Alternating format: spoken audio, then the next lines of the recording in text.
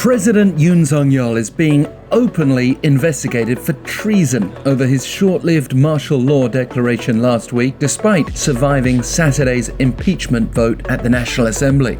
As even a sitting president doesn't have immunity against fomenting rebellion, Yoon could be forced out of office regardless of whether he's impeached or not, and indeed could face life in prison if found guilty. The prosecution announced Sunday that Yoon had been booked as a suspect on charges of treason and abuse of power, following the submission of numerous complaints against him.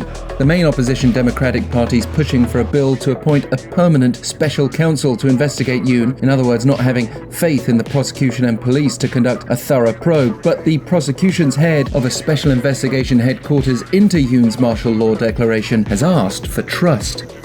지위 고하를 막론하고 오로지 법과 원칙에 따라 엄정하게 수사를 진행하고 있으므로 국민 여러분께서는 믿고 지켜봐 주시기 바랍니다.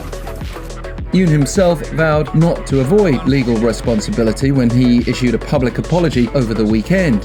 But there are also concerns over national security. Unless the president is impeached, he remains in command of the military, even if Prime Minister Han-Duck-soo is currently handling state affairs following an agreement with the ruling People Power Party's leadership, as his office has insisted that regular meetings with the PPP signify active party government consultations. That might seem almost like a de facto impeachment in terms of the government of the nation, but there's no clear timeline yet for Yoon to step down, and with 2.5 years left of his presidential term, the military issue is particularly sensitive. After all, military forces were mobilized by Yoon on that ill-fated night of martial law. And what if North Korea, for example, were to conduct a serious military provocation at this moment? Critics are worried confusion would leave South Korea in a position of weakness.